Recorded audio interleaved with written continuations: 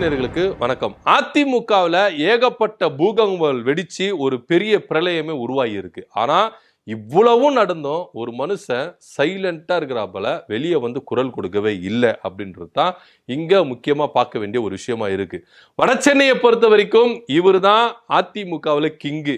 இவரை மீறி ஒரு அசைவும் அசையாது அப்படின்ற ஒரு கட்டுக்கோப்போட வடசென்னையை முழுக்க இவருடைய கண்ட்ரோல்ல வச்சிருந்தாரு அண்ணன் ஜெயக்குமார் அவர்கள்.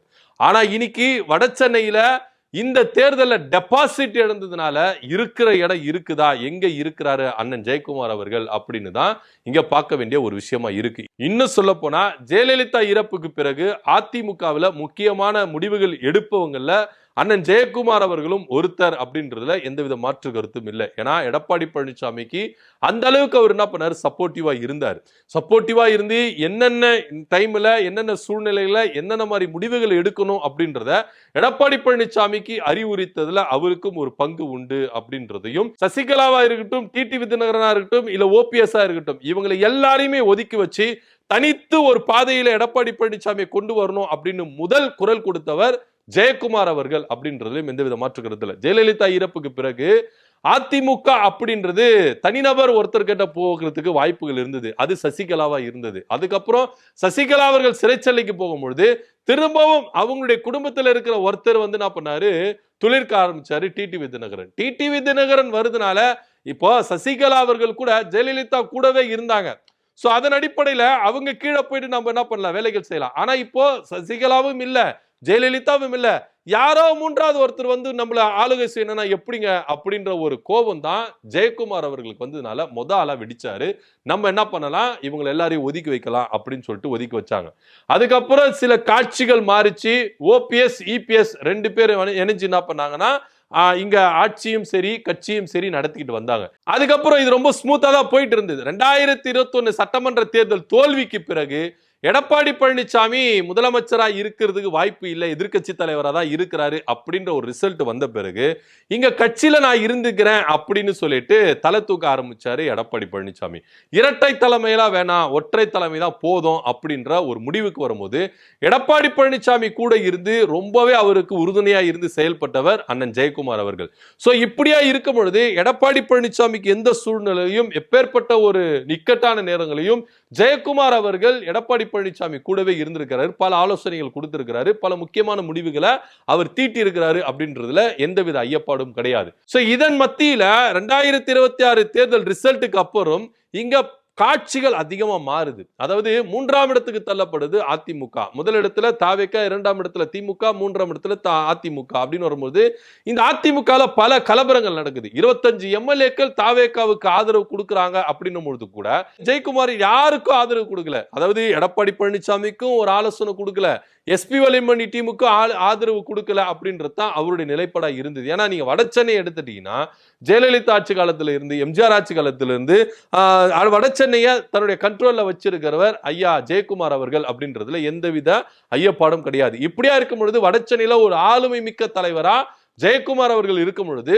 முக்கியமான முடிவுகளை எடுக்கிறதுல அவரும் ஒருத்தர் இருந்தால இந்த ரெண்டு பேருக்கு யாருடைய ஆதரவு ஜெயக்குமார் அவர்களுக்கு இருக்கும் அப்படின்னு எல்லாரும் அவரை தான் நோக்கி பார்த்துட்டு இருந்தாங்க. ஆனா சிம்பிளா மனுஷன் என்ன பண்ணிட்டாப்புல எதையுமே வாயை திறக்கவே இல்லை, அமைதியாவே இருந்துட்டாரு. என் பக்கம் வரவே வராதிங்க அப்படின்னு சொல்லிட்டு அமைதியா இருந்துட்டாரு. இன்னொரு விஷயத்த நான் சொல்றேன், 2024 நாடாளுமன்ற தேர்தல் முடியும் பொழுது எடப்பாடி பழனிசாமி அதிமுக கூட்டணி கிடையாது அப்படின்னு அனௌன்ஸ் பண்ண உடனே முதல்ல வரவேற்றவர் அண்ணன் ஜெயக்குமார் அவர்கள். அவர் மீடியாவை சந்திச்சு என்னமா சொன்னாரு, அதிமுக பாஜக கூட்டணி பிளவை நான் வரவேற்கிறேன். ஏன்னா நான் 2021 தோத்ததுக்கு காரணமே பாஜக தான். முடிசூடா மன்னனா இருந்தேன், என்ன தோக்கடிச்சதுக்கு காரணம் முழுக்க முழுக்க பாஜக தான் அப்படின்னு முறையா அவர் என்ன பண்ணாரு, எடப்பாடி பழனிசாமிக்கு ஆதரவா அவர் என்ன பண்ணாரு, குரல் கொடுத்தாரு. அட் சேம் டைம் 2026 சட்டமன்ற தேர்தலுக்கு திரும்பவும் இந்த கூட்டணி கூடணும் போது கொஞ்சம் விரக்தியில இருந்தாரு. ஆனா அதுக்கப்புறமும் எடப்பாடி பழனிசாமி சமரசம் செய்யும் பொழுது எடப்பாடி பழனிசாமி கூட சேர்ந்து என்ன பண்ணாரு, செயல்பட்டாரு. அந்த தேர்தலில் அவர் டெபாசிட் இழந்தாரு. இந்த கோபம் அவருக்கு இருக்கிறதுனாலதான் அவர் என்ன பண்ணாரு, இவங்க 2 பேரும் அடிச்சுக்கிறாங்களே 25 பேர் தாவேகாவுக்கும், மீதி பேர் என்ன பண்ணாங்க எடப்பாடி பழனிசாமியோட பிளவு வரும்போது இந்த கோபத்தினுடைய வெளிப்பாடு தான் அவர் என்ன பண்ணாரு, ஒதுங்கியே இருந்தாரு அப்படின்றதுல இங்க என்ன பண்றாங்க, இங்க குறிப்பிட வேண்டிய ஒரு வேலையா தான் இருக்கு. சோ இப்படியா இருக்கும்போது ஜெயக்குமாரனுடைய சப்போர்ட் யாருக்கு இருக்க பொழுது, ஏன்னா வட சென்னையே அவர்கிட்ட தான் இருக்குது, அதிமுகவே அவர்கிட்ட தான் இருக்கு. அப்படி இருக்கும் பொழுது இவர் யாருக்கு ஆதரவு கொடுக்குறாங்களோ வடசென்னையில பெரும்பாலான அதிமுக நிர்வாகிகள் அவர் பின்னாடி இருக்கிறதுனால அவங்களுக்கு சப்போர்ட் பலம் கூடும் அப்படின்னு தான் அதிமுக பொறுத்த வரைக்கும் ரொம்பவே எதிர்பார்க்க வேண்டிய ஒரு விஷயமா இருந்தது. ஆனா அவர் யாருக்கும் சப்போர்ட் பண்ணல, சைலண்டாவே இருக்கிறாரு. இந்த 25 எம்எல்ஏக்கள் தாவேகாவுக்கு ஆதரவு கொடுக்குறாங்க, எடப்பாடி பழனிசாமி எதிரா நிக்கிறாரு, இவருடைய ஆதரவு யாருக்கே இல்லாம சைலண்டா இருக்கிறாரே அப்படின்னு பேசின்னு இருக்கிற டைம்லயே ஒரு ட்வீட் ஒன்று போடுறாரு. என்ன அப்படின்னு பாத்தீங்கன்னா, தாவேக எம்எல்ஏக்களை கடுமையா விமர்சிச்சு கிண்டல் பண்ணி ஒரு மெசேஜ் ஒன்று போடுறாரு. மக்கள் கூட்டம் மின்வெட்டுல அதிகமா அவதிப்படுறதுனால எல்லாரும் சேர்ந்து என்ன பண்ணாங்களா, எம்எல்ஏ வீட்டுக்கு போயிட்டு முறையிடலாம் அப்படின்னு சொல்லிட்டு போனாங்களாம். வெளியில ஒரு தம்பி வந்து என்ன பண்ணா பாருயா, எம்எல்ஏ இங்க இல்லங்க ஊருக்கு போயிருக்காங்க அப்படின்னு சொன்னேன்னு கலைஞ்சு போயிட்டாங்களாம். ஆனா வந்து சொன்னதே எம்எல்ஏ தான் அப்படின்னு மக்களுக்கு தெரியாம போயிருச்சு. சோ இதனால என்ன தெரியுதுன்னா, மக்களுக்கு எம்எல்ஏ யாருன்னு தெரியாது, இந்த ஆட்சியில இது மாதிரி மின்வெட்டு வந்தா சகிச்சுக்கிட்டு போனோம் அப்படின்ற மாதிரி தான் ஒரு சூழ்நிலை தமிழ்நாட்டில் இருக்குது அப்படின்னு சிம்பிளா ஒரு குட்டி ஸ்டோரியில என்ன பண்றாரு, தாவேக்காவை டேமேஜ் பண்ணிட்டு ஜெயக்குமார் அவர்கள் போயிட்டாரு.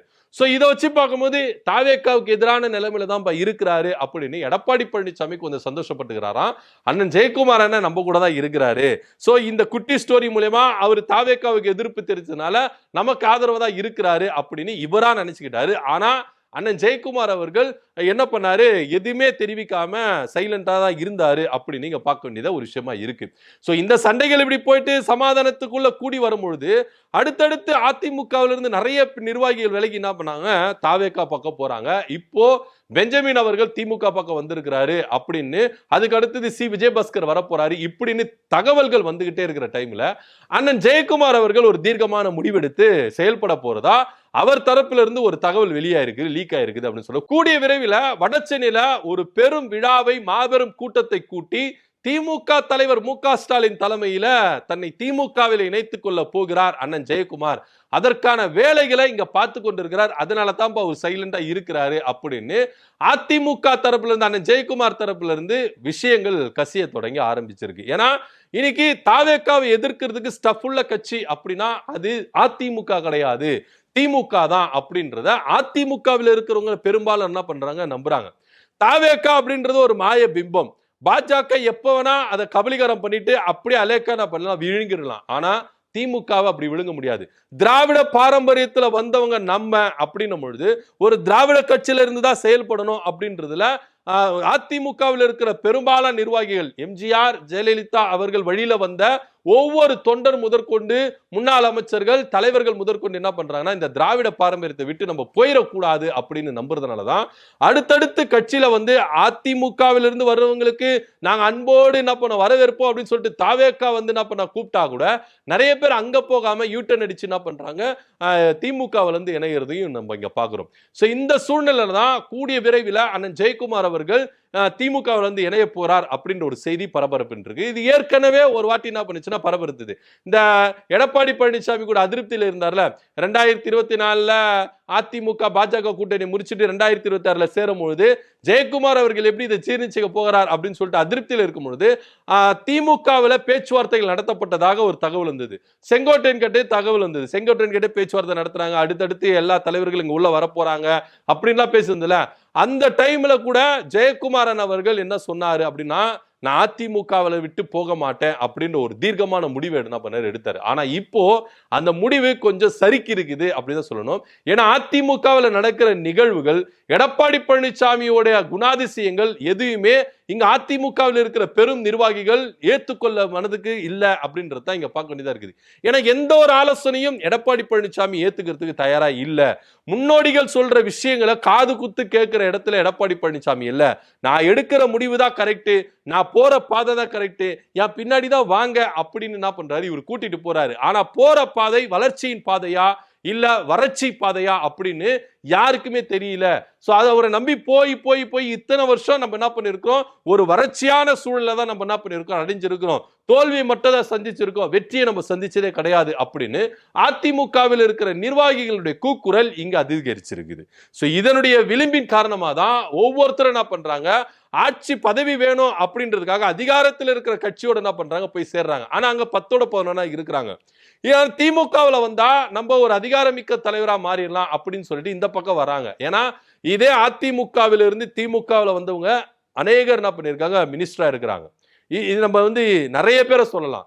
சேகர் பாபா இருக்கட்டும், செந்தில் பாலாஜா இருக்கட்டும், நிறைய பேர், முத்துக்கரப்பன், நிறைய பேர் என்ன பண்றாங்க, இங்க என்ன பண்ணிருக்கிறாங்க, அதிமுக இருந்து வெளியே வந்து திமுகவில் இணைஞ்சு கோல வச்சு இருக்கிறாங்க. சோ இதெல்லாம் பாக்குற அதிமுகவில் இருக்கிற முன்னோடிகள் எல்லாருமே என்ன பண்றாங்கன்னா, எதுக்கு நம்ம தாவேக்காவில போயிட்டு 10ஓட 11 இருக்கணும், அதிமுகவில இருந்து இன்னும் நம்ம எதுக்கு நம்ம வளர்ச்சி அடையாம தோல்வியின் பாதையில போகணும். சோ திமுகவுக்கு நடைய கட்டலாம் அப்படின்னு சொல்லிட்டு தான் திமுகவுல இன்னைக்கு நிறைய பேர் இணைஞ்சிருக்கிறாங்க அப்படின்னு சொல்லப்படுது.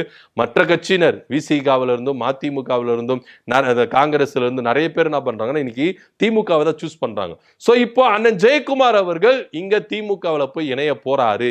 இது நிறைய தடவை இந்த மாதிரி விஷயங்கள் வந்திருக்கு. ஆனா இந்த தடவை அது தீர்க்கமான முடிவு அப்படின்னு கூட சொல்றாங்க அந்த வடசென்னை வட்டாரத்தில் இருக்கிற ஜெயக்குமாரனுடைய ஆதரவாளர்கள். சோ மாபெரும் ஒரு விழாவை ஏற்படுத்தி திமுக தலைவர் மு.க. ஸ்டாலின் தலைமையில அண்ணன் ஜெயக்குமார் அவர்கள் அதிகப்படியான ஆயிரக்கணக்கான தொண்டர்களோட திமுகவில் இணைய போற விழா நடக்க போகுது அப்படின்னு இங்க பேசப்பட்டிருக்கு. எப்படி இருந்தாலும் இரு துருவங்கள் ஒன்றா சேரப்போகுது. சேகர் பாபு, ஜெயக்குமார் அண்ணன் அதிமுக இருக்கும்போது வடசென்னையில எப்படி இவங்க ரெண்டு பேருமே எதிரும் புதிருமா இருந்தாங்க, எந்த அளவுக்கு உட்கட்சி மோதல் வந்தது அப்படின்றது நம்மளுக்கு எல்லாருக்குமே தெரியும். சோ இவங்க ரெண்டு பேருமே கைகோர்த்து ஒன்னா இருந்தா இந்த வடசென்னையை எந்த அளவுக்கு திமுகவை இன்னும் அதிகரிக்கும் அப்படின்றத திமுகவினர் இப்போது என்ன பண்ணிருக்காங்க, கால்குலேஷன் போட்டிருக்காங்க அப்படின்ற ஒரு செய்தியா இருக்குது. அதிமுகல இருந்து தொடர்ச்சியா எல்லாரும் விலகி என்ன பண்றாங்க, திமுக வராங்க. இந்த வரிசையில ஜெயக்குமார் அண்ணனும் வர்றதை பத்தி நீங்க என்ன கீழே கமெண்ட் பண்ணுங்க. நன்றி, வணக்கம்.